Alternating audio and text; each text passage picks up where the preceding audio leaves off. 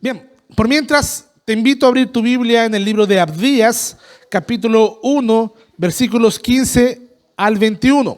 Abdías, capítulo 1, versículos 15 al 21, que es el último sermón que vamos a tener de este libro interesante que estaba escondido en las páginas de nuestra Biblia, pero que ha venido también a confrontarnos, a hablarnos, que ha venido a traernos también enseñanzas a nuestros corazones.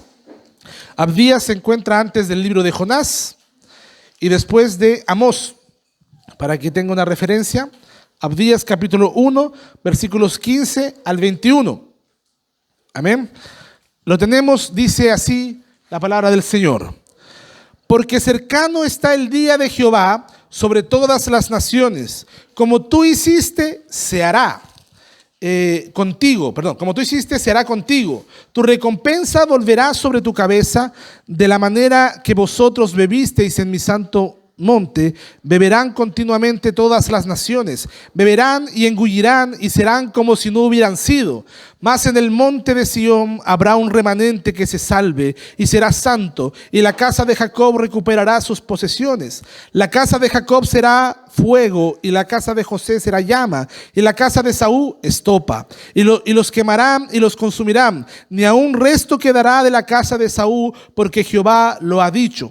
Y los de Negev poseerán el monte de Saúl, y los de la Cefela a los filisteos. Poseerán también los campos de Efraín y los campos de Samaria y Benjamín a Galaad. Y cautivos de este ejército de los hijos de Israel poseerán lo de los cananeos hasta Sarepta, y los cautivos de Jerusalén que están en Sefarad poseerán las ciudades del Negev. Y subirán salvadores al monte de Sión para juzgar el monte de Saúl, y el reino será de Jehová. Amén y amén. Como nombre a este sermón, creo que caía como anillo al dedo, ¿verdad? Esta última frase del libro: el reino es del Señor, el reino será de Jehová. Y hermanos, en ese sentido llegamos al último sermón de esta pequeña serie, de este pequeño libro de Abdías. Y aunque solo tiene un capítulo, como lo hemos visto, su mensaje es tan profundo que atraviesa toda la historia bíblica, ¿verdad? Y apunta directamente a Cristo, sobre todo en esta última porción del libro. Recordemos brevemente lo que hemos dicho hasta ahora. En el primer sermón dijimos o contemplamos cómo es que el orgullo de Edom, ¿verdad? Los llevó a confiar en su fortaleza, a confiar en sus alianzas políticas, olvidando que delante de Jehová nadie puede sostenerse a sí mismo, ¿verdad? Esa es la actitud de la sociedad actual, una actitud arrogante que confía en sus títulos universitarios, que confía en el dinero que tiene, ¿verdad? En cuántas posesiones tiene, y se olvida completamente del Señor. Esa era la actitud de Esaú. En el segundo sermón vimos que Edom no solamente fue orgulloso, sino también fue cómplice de la desgracia de Judá. Y se alegró del mal ajeno, participó de la caída de su hermano, ¿verdad? Y como decimos en buen chileno, hizo leña del árbol caído, ¿verdad? Lo destruyó. Pero desde el versículo 15 en adelante, el profeta ahora levanta la mirada, porque ya no está mirando mucho más allá de Edom, está mirando mucho más allá de ese pueblo orgulloso, irracional y malvado. Porque aquí aparece una frase que es clave para poder entender no solamente el libro de Abdías, sino para poder entender la historia entera de la redención, la historia entera de la humanidad. Dice la última frase, o dice el versículo 15, perdón, porque cercano, dice, está el día de Jehová sobre todas las naciones. Cercano está el día de Jehová sobre todas las naciones. O sea, ya no estamos hablando solamente del juicio contra un pueblo determinado, contra Edom, sino que estamos hablando de un día que tendrá consecuencias cósmicas, un día cósmico, ¿verdad? Un día que tendrá consecuencias universales, donde Dios traerá justicia, y una justicia definitiva, a todas las naciones de la tierra. Para entender esto, pensemos en un ejemplo histórico. Algunos recordarán o conocerán el nombre de Nicolao, me cuesta un poquito porque es rumano, ¿verdad?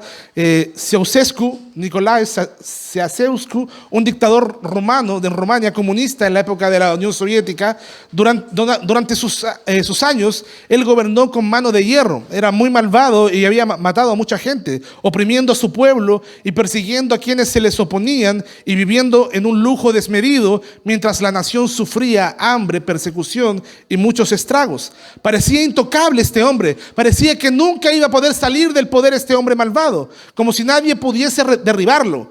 Pero un día de diciembre de 1989, en cuestión de días, todo cambió. Aquel que se veía como invencible cayó, fue arrestado, fue juzgado públicamente y ejecutado. Y el pueblo, después de este acto, celebraba porque aquel que se había levantado con soberbia y parecía que nunca iba a caer, finalmente recibió lo que merecía. Este también es una pequeña historia que debe dar un poco de esperanza también a pueblos hasta el día de hoy que viven sumidos bajo la tiranía de ciertos dictadores. Bueno, eso es exactamente lo que Abdías está diciendo.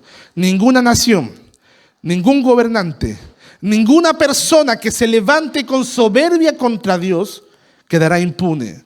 Ninguna persona que se levante con soberbia contra Dios quedará impune. Y Él es un Dios santo y Él es un Dios justo. Él nunca tendrá por inocente al que es culpable, hermanos amados, a no ser que esté en Cristo y se arrepienta de sus pecados, ¿verdad? El día de Jehová es aquel día en el que el Señor traerá juicio, el juicio de Dios sobre sus enemigos, pero también traerá liberación y esperanza para su pueblo. Aquí encontramos una dicotomía gigantesca en donde la historia se consuma. Y esa historia tiene dos aristas que son importantes: el juicio contra las naciones que aborrecen a Dios, ¿verdad? Y la liberación eterna del pueblo de Dios. Y el clímax de todo esto que estoy diciendo se encuentra en la última frase del libro de Abdías, cuando dice: y el reino será de Jehová. Y este es el mensaje central que hoy veremos, porque es un mensaje central también de toda la Escritura, hermanos amados.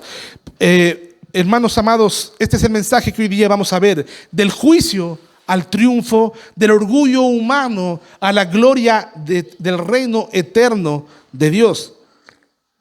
Veamos, hermanos, que el día de Jehová comienza sobre todas las naciones, no solamente sobre un pueblo o una persona. Dice la palabra del Señor en el versículo 15: porque cercano está el día de Jehová sobre las naciones, y como tú hiciste se hará contigo, tu recompensa volverá sobre tu cabeza. Y este pasaje nos entrega varios aspectos que debemos considerar. Primero que nada, el día de Jehová es universal.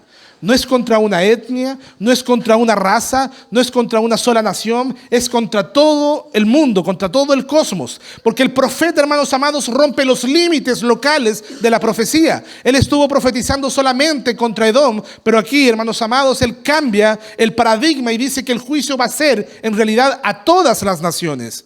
Y hasta aquí hemos hablado contra Edom, pero ahora amplía la visión. El día de Jehová está cerca sobre todas las naciones.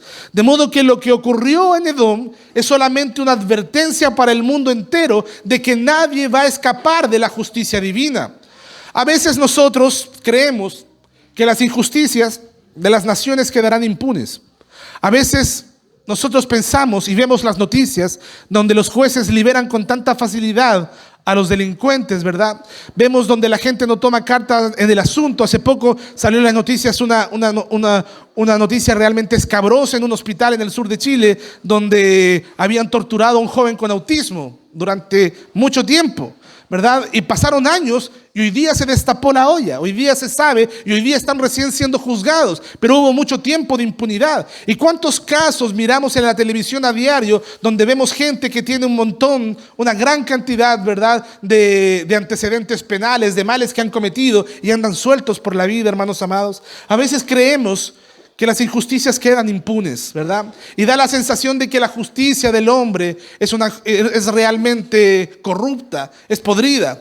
Pero la palabra de Dios afirma lo contrario en un sentido. ¿Qué cosa? De que llegará el día en que todos los reinos, todos los gobiernos y todos los pueblos estarán bajo el tribunal de Cristo, bajo el tribunal del Señor.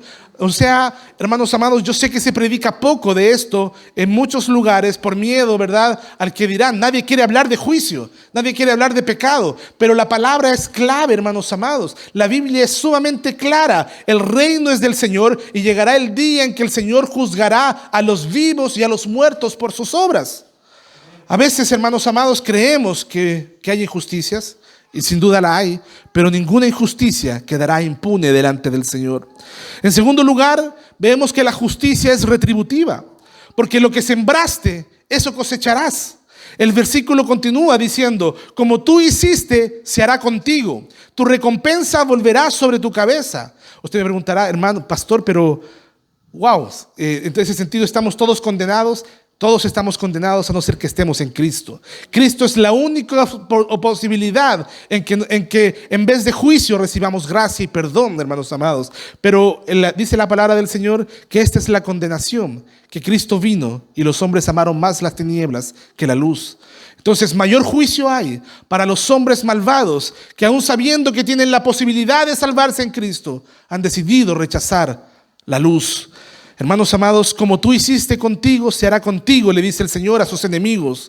Tu recompensa volverá sobre tu cabeza. Y aquí aparece este principio que es importante, ¿verdad? Dios no es un Dios injusto con los malos. Dios es justo y Él va a pagar a cada cual según sus obras. Él va a pagar, le va a dar el pago merecido a cada uno de sus enemigos. Y no se trata de un karma impersonal, porque la gente prefiere pensar en el karma, ¿verdad?, como una especie de devolución, ¿verdad?, de retribución del mal, antes de pensar en un Dios personal, ¿verdad?, en un Dios que en un Dios soberano que va a juzgar los vivos y los muertos. No se trata de un karma, no se trata del karma impersonal, como algunas filosofías orientales proponen, donde una fuerza ciega del universo devuelve mecánicamente lo que hiciste. ¿Se ha dado cuenta que hoy día se habla mucho del karma? Muchas personas hablan, hermanos amados, del karma hoy día. Oh, Berta, esto te pasó porque se te devolvió, el karma te devolvió lo que merecías, ¿verdad? Se habla mucho. Esas son parte de las consecuencias de la nueva era que trajo toda esta filosofía oriental y la metió en Occidente. Pero, hermanos amados, el profeta Abdías no está hablando de un destino inevitable ni de una ley fría e impersonal. Más bien se trata de un juicio personal, ¿verdad? De un Dios santo, ¿verdad? De un Dios santo que observa, porque Dios observa. Él mira las obras de los hombres. Un Dios que observa y que recuerda y que es omnisciente y que todo lo sabe y que no se le va a olvidar, ¿verdad? No se olvida, no le da amnesia, ¿verdad? Sino que recuerda y juzga con equidad. El juicio no es automático, sino que es deliberado. Es el Señor quien dice: como tú hiciste, se hará contigo. Ese es el juicio que Dios le da a los hombres, ¿verdad? Como tú hiciste, será contigo. Pero he ahí la cruz. La cruz viene a ser el medio de salvación, ¿verdad? Que se ha levantado como la serpiente de bronce que fue alzada en el desierto para salvar a su pueblo. Los que tienen conocimiento de ese pasaje bíblico podrán hacer la relación. Hermanos, esto debiese aterrar a los hombres impíos y consolar a los hombres que aman al Señor, ¿verdad? ¿Por qué? Es aterrador porque no podemos escondernos, no podemos justificar nuestro pecado, ¿verdad? El hombre no podrá esconderse ni justificar su pecado delante de Dios, sino que recibirá el justo juicio de parte de Dios. Pero a la vez es consolador porque sabemos que Dios no dejará impune la maldad de los poderosos que oprimen, ni pasará por alto las injusticias que nosotros sufrimos. Porque siempre nuestra sociedad es una sociedad que por años ha visto los abusos, ¿verdad? Los abusos de una clase poderosa, ¿verdad? Los abusos de una clase económica que sistemáticamente por mucho tiempo hizo daño y abusó, ¿verdad? ¿Cuántas noticias hemos visto de empresas, por ejemplo, como esa grande multitienda que repactaba a la gente, ¿verdad? Para hacerla pagar más. Hermanos amados, eso es solamente la punta del iceberg de muchas, ¿verdad? De muchas cuestiones a las que tienen acceso los poderosos. Y nosotros decimos: ¿cuándo será justicia? Ellos parece que personas de cierta clase social nunca pisan una cárcel. Bueno, en este mundo, hermanos amados, quizás no logremos ver tal cosa, pero recordemos una cosa, hermanos amados, porque aquí el mundo está caído. La justicia de este mundo está caído mientras no impere, ¿verdad?, el reino de Cristo, mientras los gobernantes no se sometan a la soberanía de Cristo. Pero una cosa le podemos decir, hermanos amados: El Señor no dejará impune la maldad, por muy poderoso que alguien sea. No pasará por alto las injusticias que nosotros sufrimos. La justicia no depende de la suerte, no depende del karma, no depende de algo impersonal, de algo místico, ni de algo panteísta, ¿verdad? La justicia depende de un Dios personal, cuyo carácter es santo y justo y fiel. Él es fiel, hermanos amados. Por lo tanto, hermanos amados, lo que estamos viendo aquí es algo interesante. Y el juicio también es evidenciado en este pasaje como una copa de ira. Mire lo que dice el versículo 16. Añade una imagen fuerte, dice: de la manera que vosotros bebisteis en mi santo monte, beberán continuamente todas las naciones, beberán y arguirán, y serán como si no hubieran sido. Beber, hermanos amados, aquí en este pasaje y en muchos otros pasajes de la Escritura, es una metáfora bíblica, ¿verdad? Frecuente para hablar de la ira de Dios, beber la ira de Dios, ¿verdad? Eso lo encontramos en Jeremías 25, por ejemplo, o en Apocalipsis capítulo 10, versículo 14, que voy a ir rápidamente. Apocalipsis 14, 10 dice: Él también beberá del vino de la ira de Dios, que ha sido vaciado puro en el cáliz de su ira.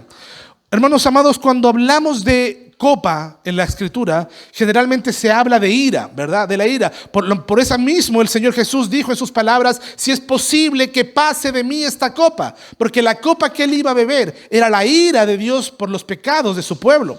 Y así como Edom probó la copa del juicio divino, el profeta Abdías dice que todas las demás naciones un día beberán hasta el fondo la justa retribución de Dios. Y este es el resultado final, ¿verdad? Que que nos presenta una imagen devastadora. Serán como si nunca hubieran existido, dice, borrados de la historia por su orgullo y por su rebelión. Por lo tanto, el día de Jehová es un día inevitable. El día de Jehová es un día al que ningún hombre le podrá hacer quite. Por mucho que muera antes de que suceda, un día será resucitado solamente para comparecer ante el tribunal del Señor. Y aquí, hermanos amados, es donde decimos que nadie puede escupir al cielo sin que le caiga en la cara. De modo que los orgullosos parecen fuertes hoy, pero no resistirán cuando Dios derrame su copa. Veamos a Cristo y la copa del juicio. Aquí es donde el evangelio brilla con mayor fuerza, porque yo les estoy presentando hasta este momento una escena bastante fuerte, ¿verdad? Bastante catastrófica. Pero aquí es donde el juicio, ¿verdad? Aquí es donde el evangelio, mejor dicho, brilla con mayor esplendor. ¿Por qué? Porque la Biblia nos enseña que todos nosotros merecemos esa copa. La Biblia nos enseña que por cuanto todos pecamos y estamos destituidos de la gloria de Dios, ¿verdad? Nos enseña tal realidad. Y todos merecemos esa copa porque somos pecadores. Pero en Getsemaní Cristo oró y dijo: Padre, si es posible que pase de mí esta copa. Y esa copa, hermanos amados, que Cristo bebió, es la misma copa de ira descrita por Abdías. Es en la cruz donde Jesús bebió hasta la última gota por su pueblo, para que nosotros no tengamos que beberla jamás. Esto es maravilloso y es tremendo, hermanos amados, porque en contraste a esta catástrofe, a esta devastadora imagen, encontramos la luz del evangelio, a Cristo bebiendo por nosotros la ira. Por eso, el día de Jehová, que para las naciones es juicio, el día de Jehová, que para los impíos es juicio y perdición, para la iglesia es esperanza, porque nuestro juicio ya cayó sobre nuestro Señor Jesucristo. Por eso adoramos al Cordero, al que venció, al que sufrió, al que se entregó por amor a nosotros. De modo que si no estás en Cristo, todavía te espera esa copa. Pero si estás en Cristo, si estamos en Él, ¿verdad? Inclusive en el sacramento de la cena, una de las cosas que hacemos es reconocer nuestra unión con Cristo, ¿verdad? Si estás en Él, tu copa es otra. No es una copa de ira, es una copa de salvación. La copa de la nueva alianza en la sangre del Cordero. La copa de la salvación, la copa del nuevo pacto. Hermanos amados, el día del juicio es universal, es justo y terrible. Será así, sin ninguna duda. Y nadie escapará a la copa de la ira de Dios.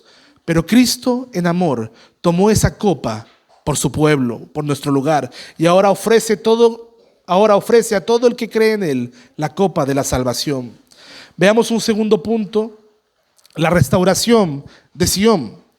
El versículo 17 dice: mas en el monte de Sión habrá un remanente que se salve y será santo, y la casa de Jacob recuperará sus posesiones.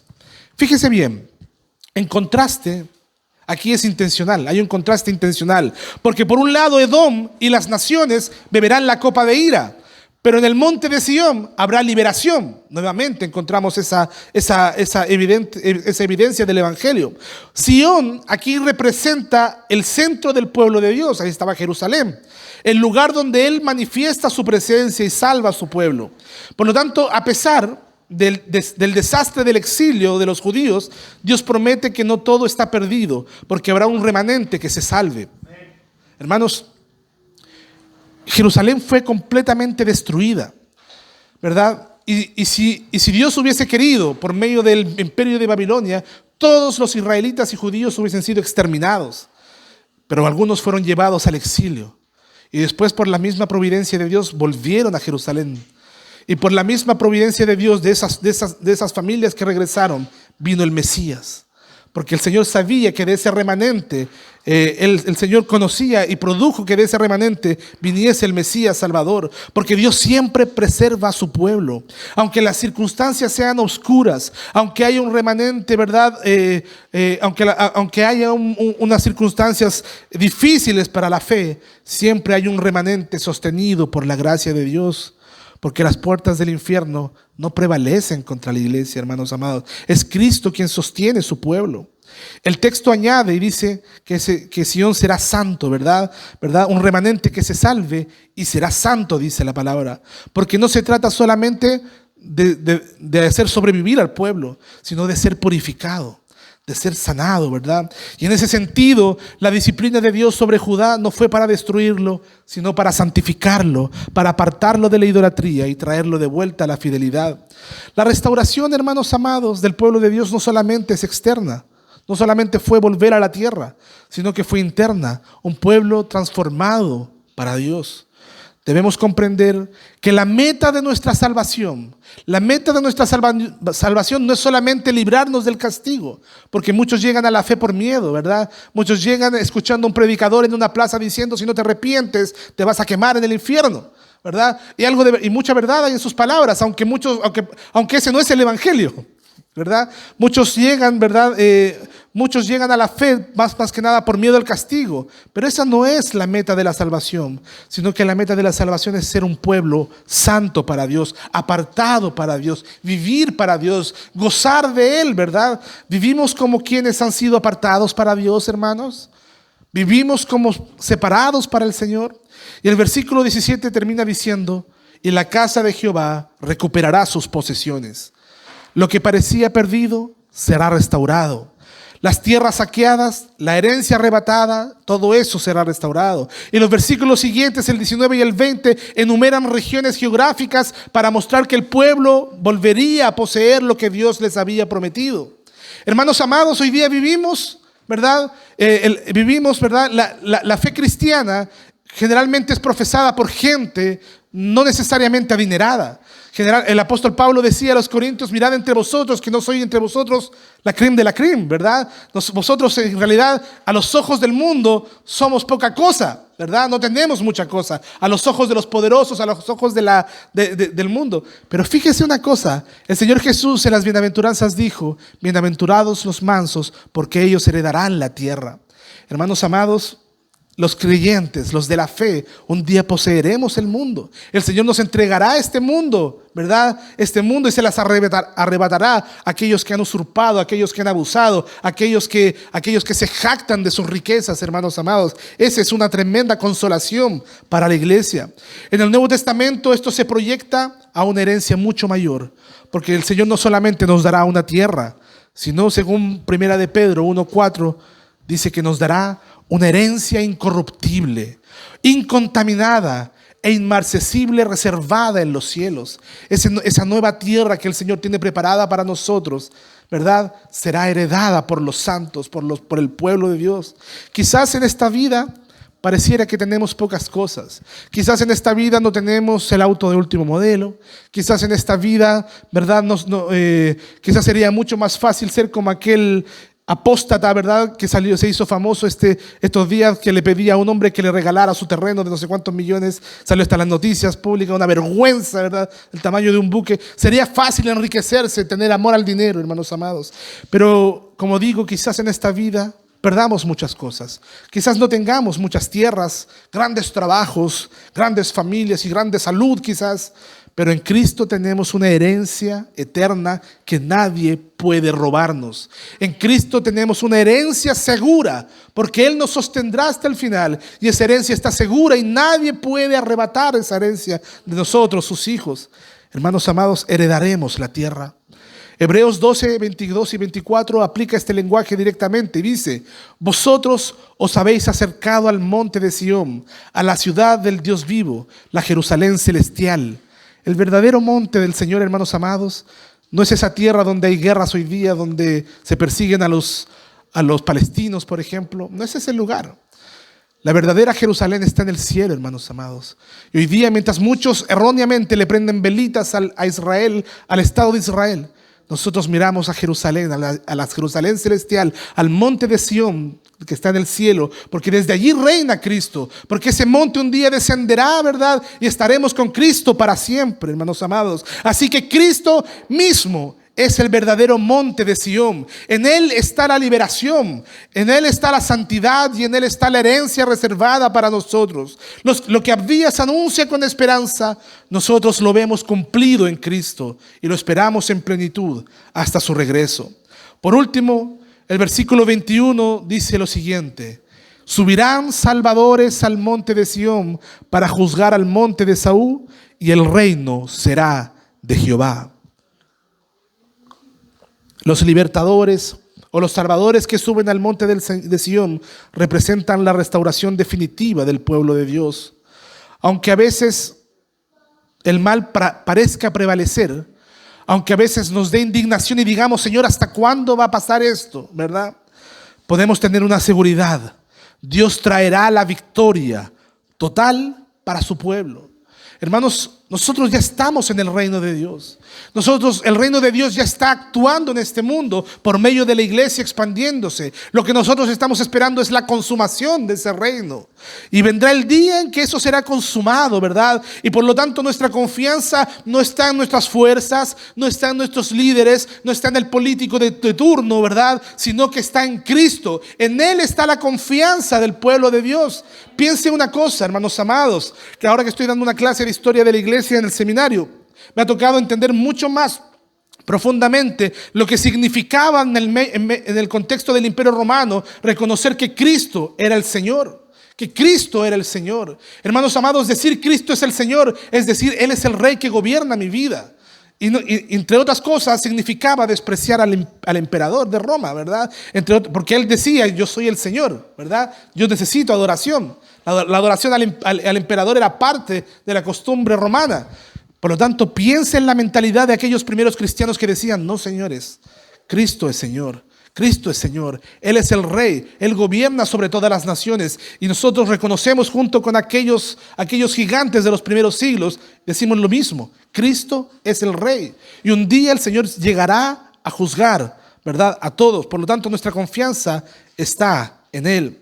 Y esta frase, el reino es de Jehová, cierra el libro y resume toda la profecía. Y es todo lo que un creyente a grandes rasgos necesita saber para tener confianza. Un día el Rey gobernará, un día el Rey juzgará, un día el Rey vendrá y va a poner orden en este mundo caído. Hermanos, Dios es soberano sobre la historia. Él es soberano sobre las naciones. Él es soberano sobre sus enemigos. Él es soberano, hermanos. ¿Usted cree que si Él conoce y conoce el número de los cabellos que tenemos en la cabeza, usted cree que a Él se le va a escapar entregar un justo juicio a quien corresponda? Hermanos, no pongamos nuestra confianza en gobiernos, en sistemas humanos o soluciones terrenales. Y no estoy diciendo que no participemos de la ciudadanía, ¿verdad?, en los momentos que haya que hacerlo. Pero no pongamos nuestra fe en hombres, en mujeres, ¿verdad?, que son caídos. Nuestra verdadera ciudadanía y seguridad está en los cielos. Nuestra verdadera ciudadanía, nuestra verdadera esperanza, nuestra verdadera fe está en el Señor. El Nuevo Testamento nos revela que esta persona, ¿verdad? Que esta promesa se cumple plenamente en Cristo. ¿Qué es lo que decía el Señor Jesús antes del Sermón del Monte? Sus primeras palabras fueron: arrepentidos y convertidos, porque el reino de los cielos se ha acercado, porque el reino de los cielos está entre vosotros. Y Apocalipsis 11:15 nos da una imagen potente. Dice: el reino del mundo ha venido a ser de nuestro Señor y de su Cristo. El reino de las naciones, por poderosas que parezcan, han venido a ser del Cordero. El profeta Daniel, si usted lo lee en sus visiones, él ve a muchos imperios grandes que vinieron en la antigüedad, ¿verdad? El imperio de Babilonia, el imperio persa, el imperio griego con Alejandro Magno, el imperio romano, pero finalmente todos esos imperios caen ante el único gran Señor y Rey, el cual es Cristo. ¿Sabe cuál es el tema central del libro de Daniel? Es el mismo: el reino es de Cristo, el reino es del Mesías, porque todos los reinos caerán y perecerán ante el Señor. Cristo ya inauguró su reino cuando Él vino a este mundo.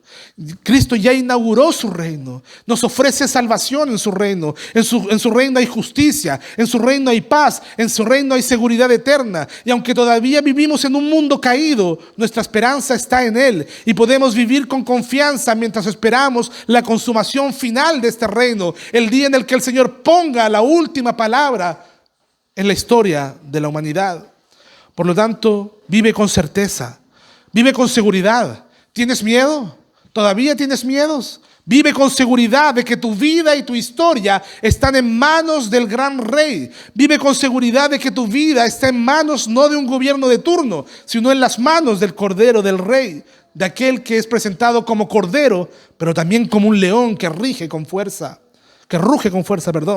No importa la injusticia, no importa el sufrimiento o la incertidumbre, el reino es y será de Jehová, y su herencia y nuestra herencia está segura en Cristo. Como conclusión, hermanos, cuando contemplamos el orgullo de las naciones y de Edom, cuando contemplamos su traición, su silencio culpable, que es la misma actitud que tiene la sociedad actual, y finalmente vemos la restauración y la soberanía de Dios respecto de su pueblo, el libro concluye con una promesa que atraviesa toda la historia de la humanidad: el reino será de Jehová. Quiero darle una visión aún más panorámica, que a mí me encanta eso de la teología bíblica. En el huerto del Edén estaba el reino de Dios, ¿verdad? Había santidad, había pureza, había armonía, había paz. Pero una vez que el hombre cae en el pecado, ¿verdad? El reino es perdido. El reino fue perdido. El reino fue perdido por causa del pecado, ¿verdad? Pero el Señor inmediatamente después de la caída da la esperanza de que el reino un día será restablecido, y dice que de la simiente de la mujer vendrá uno que pisará la cabeza de la serpiente. O sea, vendrá uno, ¿verdad?, que instaurará el reino. Eso sucedió cuando Cristo vino.